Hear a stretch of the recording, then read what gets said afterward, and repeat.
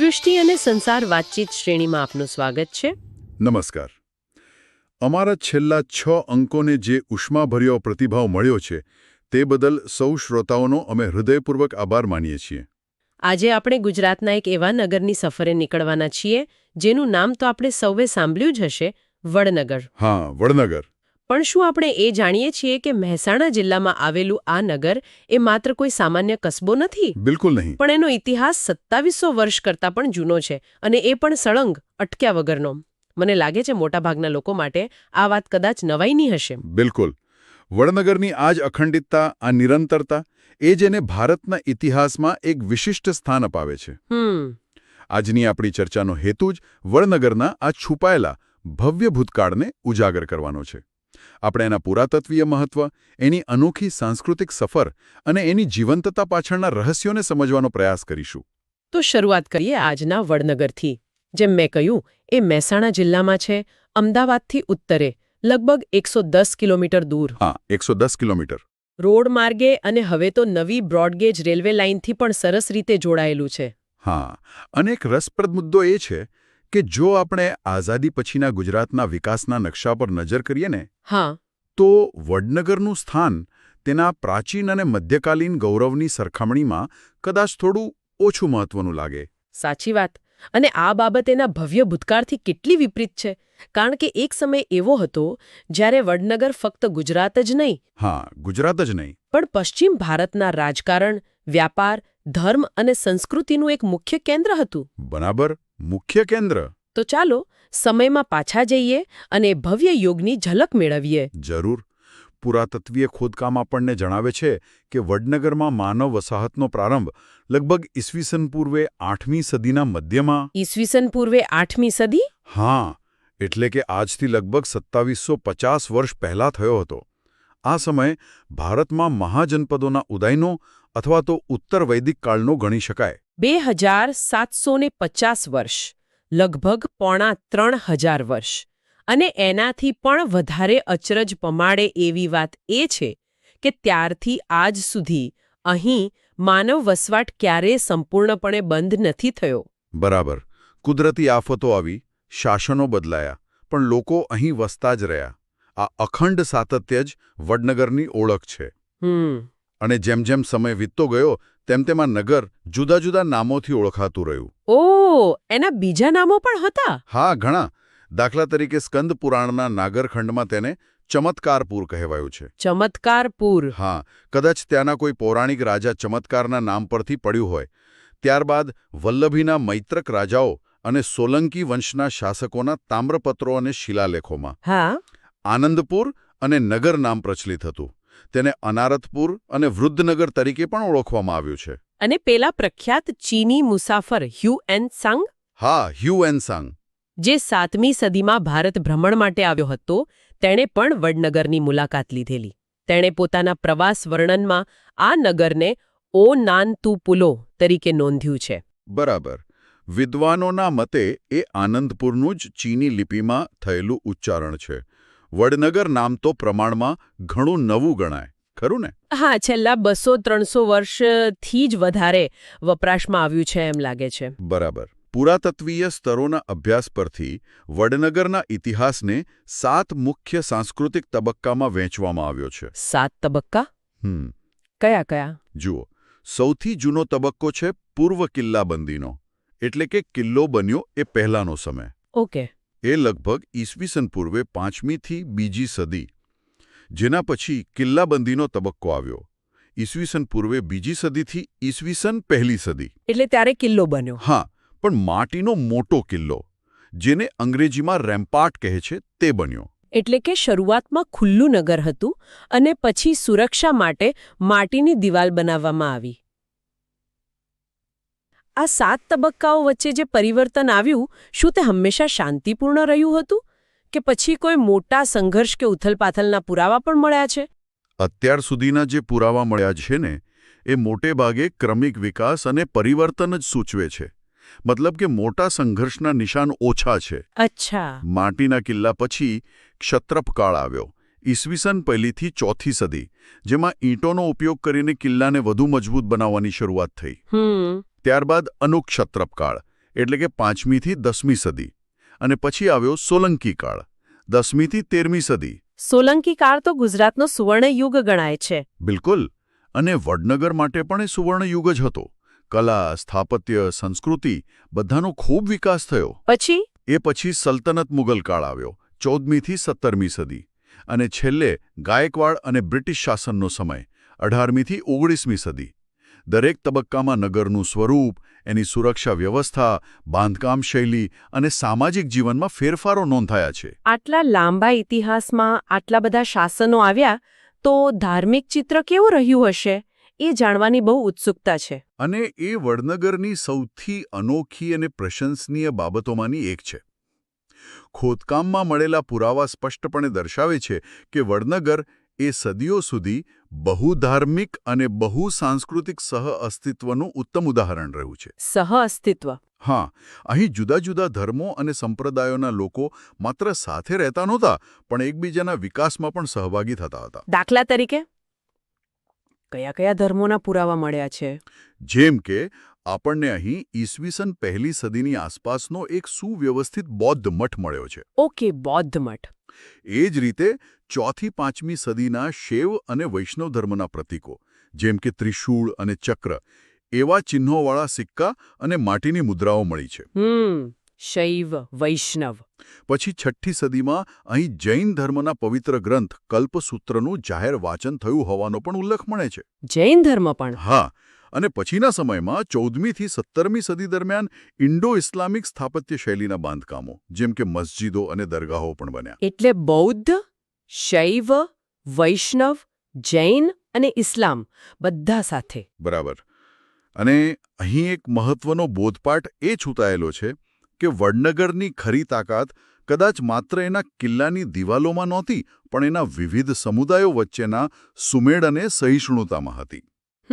જે તે સમયે અહીં પ્રચલિત મુખ્ય ધર્મો બૌદ્ધ, જૈન, શૈવ, વૈષ્ણવ આ બધાના મૂળભૂત સિદ્ધાંતોમાં જ સહઅસ્તિત્વ, અહિંસા અને અન્ય વિચારધારાઓ પ્રત્યે આદરનો ભાવ વણાયેલો હતો. એટલે ધર્મોના મૂળમાં જ આ વાત હતી એમ? હા, મહદઅંશે. આ સહઅસ્તિત્વ માત્ર કોઈ નૈતિક આદર્શ નહોતો, પણ કદાચ નગરની સમૃદ્ધિ અને લાંબા આયુષ્ય માટે એક વ્યવહારુ જરૂરિયાત પણ હતી. વડનગર ખરા અર્થમાં ભારતીય સંસ્કૃતિના સર્વસમાવેશક મૂલ્યોનું પ્રતિબિંબ રહ્યું છે. આ ખરેખર પ્રેરણાદાયક વાત છે.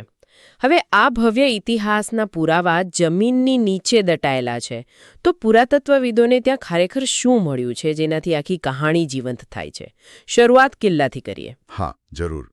જેમ આપણે વાત કરી, પહેલી સુરક્ષા વ્યવસ્થા માટીના વિશાળ રેમ્પાર્ટ તરીકે ઈસવીસન પૂર્વે 2જી સદીમાં બની. આ ગુજરાતની સૌથી જૂની કિલ્લાબંધી પૈકી એક ગણાય છે. સૌથી જૂની? વાહ. હા. એના પછીના સમયમાં ખાસ કરીને ક્ષત્રપ કાળ અને તે પછી આ માટીના કિલ્લા પર જ ઈંટો અને પથ્થરનો ઉપયોગ કરીને વધુ મજબૂત દિવાલો અને બુર્જો બનાવવામાં આવ્યા. તેનું સમયાંતરે સમારકામ અને પુનર્નિર્માણ થતું રહ્યું. આ કિલ્લો કેટલો મોટો હતો અને એની રચના કેવી હતી? આ કિલ્લો લગભગ 1 કિલોમીટર લાંબો પૂર્વ પશ્ચિમમાં અને 700 મીટર પહોળો ઉત્તર દક્ષિણમાં એટલો વિસ્તાર ઘેરે છે. ઓકે, એટલે ઘણો મોટો વિસ્તાર કહેવાય. હા. ઉત્તર બાજુ જ્યાં આજે શર્મિષ્ઠા તળાવ છે ત્યાં તેનો આકાર અર્ધવર્તુળાકાર છે. જૂના દસ્તાવેજો પ્રમાણે તેમાં 6 મુખ્ય દરવાજા હતા. 6 દરવાજા? નામ યાદ છે? હા. ઉત્તરમાં અર્જુનબારી, પશ્ચિમમાં નાડિયોલ અને અમતોલ, દક્ષિણમાં ઘાસકોલ અને પિઠોરી અને પૂર્વમાં અમરથોળ દરવાજો. આમાંથી કેટલાક દરવાજા આજે પણ થોડા ફેરફાર સાથે ઊભા છે. અને સૌથી અવિશ્વસનીય વાત તો એ છે કે આજના વડનગર શહેરની જમીન નીચે લગભગ 24 મીટર ઊંડો સાંસ્કૃતિક થર જામેલો છે. હા, 24 મીટર. 24 મીટર એટલે તો લગભગ 8 માળની ઇમારત જેટલી ઊંડાઈ થઈ. ખરેખર અદ્ભુત. ખરેખર. આ દર્શાવે છે કે પેઢી દર પેઢી લોકો જૂના મકાનોના અવશેષો પર જ નવા મકાનો બાંધતા ગયા, જેના કારણે સદીઓ વીતતા જમીનનું સ્તર સતત ઊંચું આવતું ગયું. આ એક જીવંત પુરાતત્વીય સ્થળ, લિવિંગ આર્કિયોલોજીકલ સાઇટનું ઉત્તમ ઉદાહરણ છે. જીવંત પુરાતત્વીય સ્થળ, બરાબર, જ્યાં ભૂતકાળ અને વર્તમાન એકબીજા સાથે જોડાયેલા છે. એકદમ. હવે બૌદ્ધ ધર્મના વારસાની વાત કરીએ. હ્યુઅન સાંગે તો અહીં 10 મઠો અને 1000થી વધુ ભિક્ષુઓ હોવાનું નોંધ્યું હતું. શું ખોદકામમાં આટલા મોટા પાયે પુરાવા મળ્યા છે? જુઓ 10 મઠો તો નથી મળ્યા, પણ ઘાસકોલ દરવાજા પાસે એક મોટો અને સુવ્યવસ્થિત બૌદ્ધ મઠ જરૂર મળ્યો છે. એક મળ્યો છે. હા, જેનો સમયગાળો ઈસવીસન પહેલીથી 7મી સદીનો અંદાજાયો છે. આ મઠ ચોરસ આકારનો છે, વચ્ચે ખુલ્લો ચોક અને તેની ચારે બાજુ ઓરડીઓ આવેલી છે. શરૂઆતમાં કદાચ 9 ઓરડીઓ હતી. મેં સાંભળ્યું છે કે એની રચના કંઈક અંશે સ્વસ્તિક જેવી છે અને દરેક ઓરડી નીચે ભોંયરું પણ હતું. હા, એની રચના, ઓરડીઓની ગોઠવણી અને પ્રવેશ માર્ગો જોતા તેનો પ્લાન થોડો સ્વસ્તિક જેવો લાગે છે. અને હા, સૌથી રસપ્રદ બાબત એ છે કે દરેક ઓરડીની નીચે એક નાનું ભોંયરું, સેલર પણ મળ્યું છે. ભોંયરું? ખરેખર? એ શા માટે હશે? ધ્યાન માટે કે સંગ્રહ માટે? બંને શક્યતાઓ છે. કદાચ ભિક્ષુઓ દ્વારા ધ્યાન કરવા માટે અથવા તો અનાજ કે અન્ય વસ્તુઓનો સંગ્રહ કરવા માટે થતો હશે. ચોક્કસ કહેવું મુશ્કેલ છે. મઠની પાસે જ 2 નાના સ્તૂપ પણ મળ્યા છે, એક ચોરસ અને એક ગોળાકાર. આ નાના સ્તૂપ વોટિવ સ્તૂપ કહેવાય છે. વોટિવ સ્તૂપ એટલે? એટલે શ્રદ્ધાળુઓ દ્વારા મન્નત પૂરી થતા કે પુણ્ય કમાવા માટે બંધાવવામાં આવતા નાના સ્તૂપ. અચ્છા, સમજાયું. અને બુદ્ધની મૂર્તિઓ કે અન્ય કલાકૃતિઓ મળી છે? હા, અહીંથી લાલ રેતીના પથ્થરમાંથી બનેલું ભગવાન બુદ્ધનું એક ખંડિત મસ્તક મળ્યું છે, જે લગભગ 2જી સદીનું મનાય છે. ઓહ! આ ઉપરાંત એક પથ્થરની તકતી પર બુદ્ધના જીવનનો એક પ્રસંગ, જેમાં એક વાંદરો તેમને મધ અર્પણ કરે છે. જાતક કથાનો પ્રસંગ છે. તેનું સુંદર કોતરકામ છે. વાહ! માટીના વાસણોના ટુકડાઓ પર બ્રાહ્મી લિપિમાં દેવકરસ્ય, દેવકરણું, શકસ્ય, શકનું, ધર્મ જેવા શબ્દો લખેલા મળ્યા છે. એટલે એ સમયના લોકો અને ભાષા વિશે પણ માહિતી મળે. બિલકુલ. શર્મિષ્ઠા તળાવ પાસે આંબાઘાટ વિસ્તારમાં પણ કંઈક મળ્યું છે ને, ઊંડે ખોદકામમાં? હા, મળ્યું છે. ત્યાં લગભગ 11.5 મીટર ઊંડે ખોદકામ કરતા એક અર્ધગોળાકાર ઈંટોનો સ્તૂપ મળી આવ્યો છે. કદાચ 1લી થી 4થી સદીનો હશે. તેની ઊંચાઈ 5 મીટરથી વધુ છે. અને ત્યાંથી પેલી પ્રખ્યાત 34 માટીની મુદ્રાઓ, સીલિંગ્સ, મળી હતી? બરાબર. એ જ 34 માટીની સીલિંગ્સ. સીલિંગ્સનું શું મહત્વ છે? આ સીલિંગ્સ એટલે માટીના નાના શેકેલા ટુકડા, જેના પર કોઈ મોહર કે છાપ હોય. આ 34 સીલિંગ્સ પર બ્રાહ્મી લિપિમાં નમઃ સર્વજ્ઞાય લખેલું છે. નમઃ સર્વજ્ઞાય એટલે? એટલે સર્વજ્ઞાનીને એટલે કે બુદ્ધને નમસ્કાર. આ લખાણ ઉત્તર ગુજરાતમાં જ આવેલા દેવની મોરીના બૌદ્ધ સ્તૂપમાંથી મળેલી અવશેષ મંજૂષા પરના લખાણ જેવું છે. ઓહો, એટલે દેવની મોરી સાથે કનેક્શન. હા, સામ્યતા છે.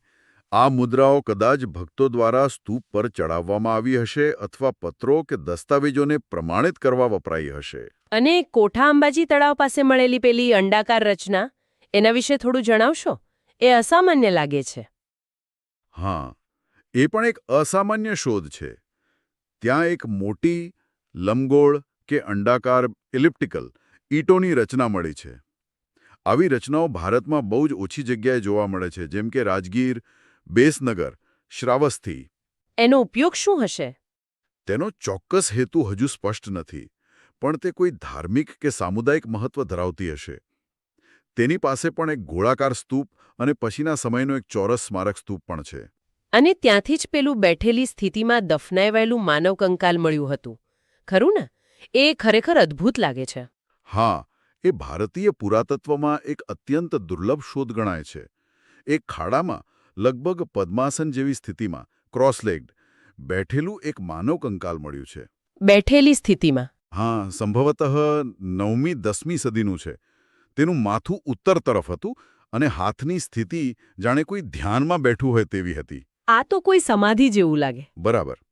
આ પ્રકારની સમાધિસ્થ દફન વિધિ ભારતમાં ભાગ્યે જ જોવા મળી છે.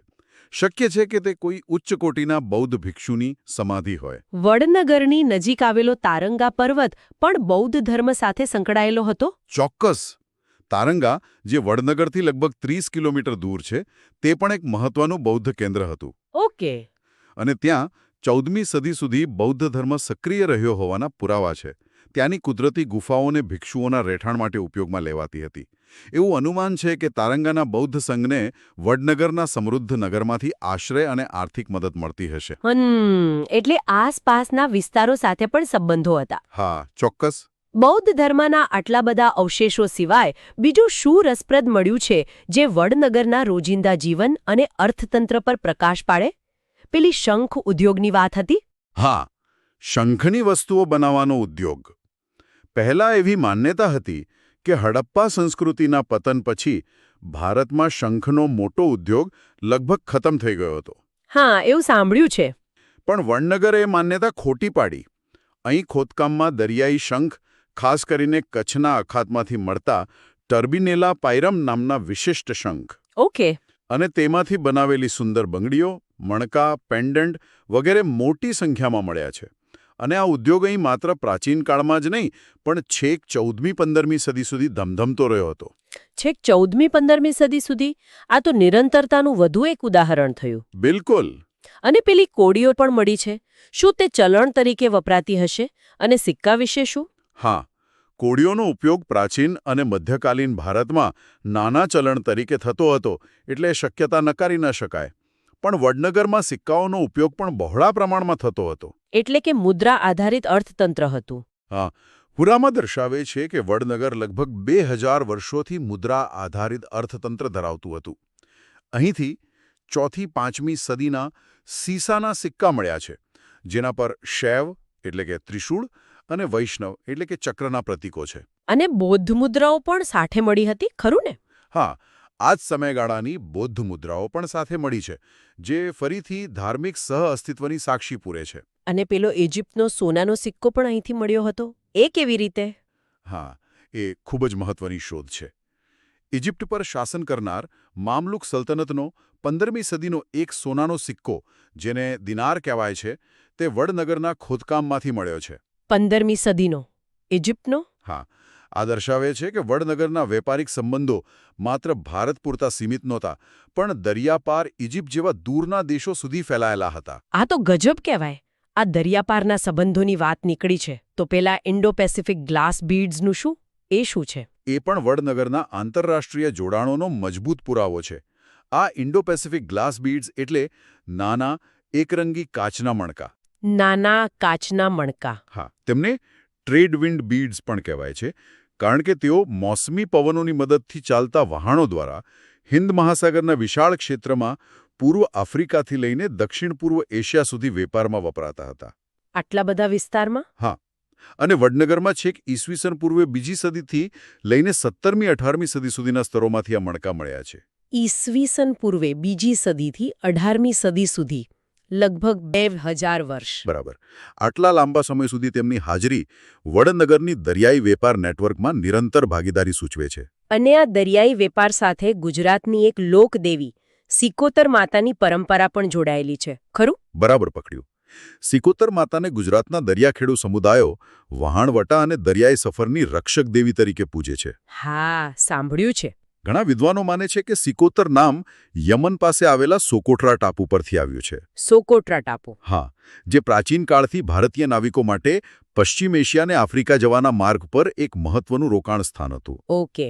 હવે વડનગર ભલે દરિયાકાંઠાથી દૂર અંદરના ભાગમાં આવેલું હોય, પણ અહીંથી દરિયાઈ શંખ, ઇન્ડો પેસિફિક મણકા, મેસોપોટેમિયા સાથે સંબંધ ધરાવતા ટોર્પિડો પ્રકારના માટીના વાસણોના ટુકડા અને સાથે સાથે સિકોતર માતાના મંદિરના પુરાવા મળવા, આ બધું ભેગું થઈને વડનગરના મજબૂત દરિયાઈ જોડાણો અને તેની સાથે સંકળાયેલી લોક સંસ્કૃતિ તરફ ઇશારો કરે છે. એટલે વડનગર ભલે જમીન પર હતું, પણ એનું મન અને વેપાર દરિયા સાથે જોડાયેલા હતા. સરસ કહ્યું, એમ જ કહી શકાય. વડનગર આટલા લાંબા સમય સુધી ટકી રહ્યું અને સમૃદ્ધ થયું, એમાં પાણીના વ્યવસ્થાપનનો પણ મોટો ફાળો હશે, નહીં? કારણ કે પાણી વગર તો કશું શક્ય નથી. ચોક્કસપણે. આ વડનગરની સફળતાનું એક મુખ્ય રહસ્ય છે. ભારતના ઇતિહાસમાં એવા ઘણા ઉદાહરણો છે, જ્યાં મોટા શહેરો ગુપ્તકાળ પછીના સમયમાં ભયંકર દુષ્કાળ કે પર્યાવરણીય ફેરફારોને કારણે ઉજ્જડ થઈ ગયા. હા, એવું બન્યું છે. પણ વડનગર માત્ર ટકી જ ન રહ્યું, પણ વિકાસ પામતું રહ્યું. આનું કારણ ત્યાંના નિવાસીઓનું જળ સંરક્ષણ અને વ્યવસ્થાપનનું ઉત્કૃષ્ટ જ્ઞાન હતું. એમણે શું કર્યું હતું? તેમણે શહેરની આસપાસ અને અંદર કૃત્રિમ તળાવો બનાવ્યા, જેમ કે શર્મિષ્ઠા તળાવ. તેમને જોડતી નહેરોનું નિર્માણ કર્યું અને વાવ તથા કૂવા દ્વારા ભૂગર્ભ જળનો પણ કુશળતાપૂર્વક ઉપયોગ કર્યો. આ તેમની દીર્ઘદ્રષ્ટિ અને ઇજનેરી કૌશલ્યની સાબિતી છે. એટલે પાણીને સાચવવાની કળા એમને આવડતી હતી. ખૂબ સારી રીતે. અને ભૂકંપ જેવી કુદરતી આફતોનો સામનો પણ કર્યો છે, એના પણ પુરાવા મળ્યા છે. હા, એ પણ એક મહત્વનો મુદ્દો છે. હડપ્પીય સ્થળ કાલીબંગન પછી વડનગર કદાચ બીજું એવું ભારતીય પુરાતત્વીય સ્થળ છે જ્યાં ખોદકામ દરમિયાન ભૂતકાળમાં આવેલા ભૂકંપની સ્પષ્ટ અસરો જોવા મળી છે. ભૂકંપની અસર કેવી રીતે? જેમ કે દિવાલોમાં તિરાડો પડી ગયેલી, અમુક બાંધકામો તૂટી પડેલા, આવા નિશાન મળ્યા છે. ઓહ! પરંતુ મહત્વની વાત એ છે કે કાલીબંગન ભૂકંપ પછી ફરી વસ્યું નહીં. જ્યારે વડનગરના લોકોએ હાર ન માની, એમણે શું કર્યું? તેમણે ફરીથી બાંધકામ કર્યું, નગરને ફરી ધબકતું કર્યું અને વસવાટ ચાલુ રાખ્યો. આ માનવીય સ્થિતિસ્થાપકતા, હ્યુમન રિવિલિયન્સ, એટલે કે કોઈપણ પરિસ્થિતિ સામે ઝઝૂમીને ટકી રહેવાની અદમ્ય ઈચ્છાશક્તિનું પ્રતીક છે. ખરેખર, હાર ન માનવાની વૃત્તિ. આ બધી વાતો સાંભળીને એ સ્પષ્ટ થાય છે કે વડનગર એ માત્ર ઇતિહાસના પાના પર લખાયેલું નામ નથી, પણ એ પોતે જ એક જીવંત ઇતિહાસ છે. સાચી વાત. 2700 વર્ષની આ અખંડ માનવ સફર એ જ તો ખરી અજાયબી છે. ખરેખર, જૂના મકાનોના અવશેષો પર જ નવા મકાનો બંધાતા રહેવા, કિલ્લાનું વારંવાર સમારકામ થવું, શંખ ઉદ્યોગ જેવી પ્રવૃત્તિઓનું સદીઓ સુધી ચાલુ રહેવું. હા. અને તાજેતરના વૈજ્ઞાનિક સંશોધનો તો ત્યાં સુધી કહે છે કે અહીંથી મળેલા પ્રાચીન માનવ કંકાલના ડીએનએ અને આજના વડનગરના કેટલાક સ્થાનિક સમુદાયોના ડીએનએ વચ્ચે પણ સામ્યતા જોવા મળે છે. શું વાત કરો છો? ડીએનએ પણ મેચ થાય છે? હા, અમુક અંશે સામ્યતા મળી છે. આ બધું જ વડનગરની અસાધારણ નિરંતરતાના નક્કર પુરાવા છે. પણ આવા જીવંત ઐતિહાસિક સ્થળમાં રહેવું કે ત્યાં મિલકત ધરાવવી એ આજના સમયમાં સ્થાનિક રહેવાસીઓ માટે કેટલીક મુશ્કેલીઓ પણ ઊભી કરતું હશે, નહીં? હા, ચોક્કસ. ખાસ કરીને જ્યારે સમારકામ કે નવું બાંધકામ કરવું હોય ત્યારે સરકારી નિયમો હોય છે ને? હા, આ એક વ્યવહારુ પડકાર છે. જ્યારે કોઈ સ્થળને રાષ્ટ્રીય મહત્વનું સ્મારક કે પુરાતત્વીય સ્થળ જાહેર કરવામાં આવે ત્યારે તેની સુરક્ષા અને જાળવણી માટે કેન્દ્ર સરકારના કાયદા લાગુ પડે છે. કેવા કાયદા? સામાન્ય રીતે આવા સુરક્ષિત સ્થળની 100 મીટરની ત્રિજ્યામાં કોઈપણ પ્રકારનું નવું બાંધકામ સંપૂર્ણપણે પ્રતિબંધિત હોય છે. 100 મીટરમાં કંઈ જ નહીં? બિલકુલ નહીં. અને તેની બહારના 200 મીટર એટલે કે કુલ 300 મીટર સુધીનો વિસ્તાર નિયંત્રિત વિસ્તાર ગણાય છે. નિયંત્રિત વિસ્તાર એટલે ત્યાં શું? ત્યાં કોઈપણ નવા બાંધકામ કે મોટા સમારકામ માટે નેશનલ મોન્યુમેન્ટ ઓથોરિટી એટલે કે NMA, હા, જે રાષ્ટ્રીય સ્મારકોના સંરક્ષણ માટે જવાબદાર સરકારી સંસ્થા છે, તેની પૂર્વ મંજૂરી લેવી ફરજિયાત છે. અને આ મંજૂરી મેળવવાની પ્રક્રિયા હવે ઓનલાઈન થઈ ગઈ છે એમ સાંભળ્યું છે? હા, તાજેતરના નિયમો મુજબ આવી પરવાનગી માટે હવે NMAના ઓનલાઈન પોર્ટલ NOAPS નો ઓબ્જેક્શન એપ્લિકેશન પ્રોસેસિંગ સિસ્ટમ દ્વારા જ અરજી કરવાની રહેશે. એટલે બધું ઓનલાઈન? હા, સ્થાનિક નગરપાલિકા કે સત્તામંડળે અરજી મળ્યાના 15 દિવસમાં પોતાની ભલામણ સાથે NMAને મોકલવાની હોય છે અને NMA સામાન્ય રીતે 30 દિવસમાં નિર્ણય લે છે. પણ આ બધું સરળ હોય છે સ્થાનિક લોકો માટે? જુઓ, પ્રક્રિયા ભલે ડિજિટલ થઈ હોય પણ નિયમો કડક હોવાથી અને જરૂરી દસ્તાવેજો રજૂ કરવા પડતા હોવાથી સ્થાનિક રહેવાસીઓ માટે તે ઘણીવાર સમય માંગી લે તેવી અને જટિલ બની શકે છે. સમજી શકાય એવું છે. એક તરફ ગૌરવ છે તો બીજી તરફ થોડી મુશ્કેલીઓ પણ ખરી. બરાબર. તો આ હતી વડનગરના અદ્ભુત, ગૌરવશાળી અને અત્યંત ઊંડા ઇતિહાસની એક વિસ્તૃત ઝલક. એક એવું નગર જેણે સમયના હજારો વર્ષોને પોતાની અંદર સમાવી લીધા છે. અનેક સંસ્કૃતિઓના સંગમનું સાક્ષી બન્યું છે. અને અનેક પડકારો છતાં આજે પણ ગર્ભભેર ઊભું છે. અને સાચું કહું તો આ તો માત્ર શરૂઆત છે. વડનગરમાંથી મળેલી પુરાતત્વીય સામગ્રી એટલી બધી અને એટલી વૈવિધ્યસભર છે કે તેના પર કલાકો સુધી વાત થઈ શકે. ઓહો, હજુ ઘણું બાકી છે. ઘણું. અમે ભવિષ્યમાં ચોક્કસ પ્રયાસ કરીશું કે વડનગરની કેટલીક વિશિષ્ટ ઓળખ જેવી કે તેના ભવ્ય મંદિરો, કીર્તિતોરણો, જળ વ્યવસ્થાપન પ્રણાલી. હા, કીર્તિતોરણ તો બહુ પ્રખ્યાત છે. બિલકુલ. કે પછી તેના ઇતિહાસને ઘડનાર કેટલીક મહત્વની વ્યક્તિઓ વિશે વધુ ઊંડાણપૂર્વક વાત કરી શકીએ. ચોક્કસ તેની રાહ રહેશે. અને જતાં જતાં શ્રોતાઓ માટે એક વિચાર મૂકતી જાઉં છું. જરૂર. વડનગરે જે સ્થિતિસ્થાપકતા બતાવી છે, બદલાતા સમય અને કુદરતી આપત્તિઓ સામે ટકી રહેવાની જે અદ્ભુત ક્ષમતા દર્શાવી છે, અને ખાસ કરીને પાણી જેવા અમૂલ્ય સંસાધનનું વ્યવસ્થાપન કરવાનું જે ડહાપણ વિકસાવ્યું હતું, શું તેમાંથી આજના આધુનિક શહેરી જીવનના પડકારો, જેમ કે ક્લાઇમેટ ચેન્જ? હા, ક્લાઇમેટ ચેન્જ અને પાણીની તંગીનો સામનો કરવા માટે આપણે કંઈક પ્રેરણા લઈ શકીએ છીએ? ખૂબ જ સચોટ અને વિચારવા જેવો પ્રશ્ન છે. આજના જમાના માટે બહુ જ અગત્યનો. આ રસપ્રદ ચર્ચા બદલ આપનો ખૂબ ખૂબ આભાર. અને આ ચર્ચાને શક્ય બનાવવા બદલ અમારા નિર્માતા અને માર્ગદર્શક કેતનભાઈ ઝણસારીનો પણ આભાર માનીએ છીએ. અને અમને ધ્યાનથી સાંભળવા બદલ આપ સૌ શ્રોતાઓનો પણ ખૂબ ખૂબ આભાર. ફરી મળીશું સૃષ્ટિ અને સંસારના આવતા અંકમાં એક નવા રોચક વિષય સાથે. ત્યાં સુધી રજા આપશો. આવજો. આવજો.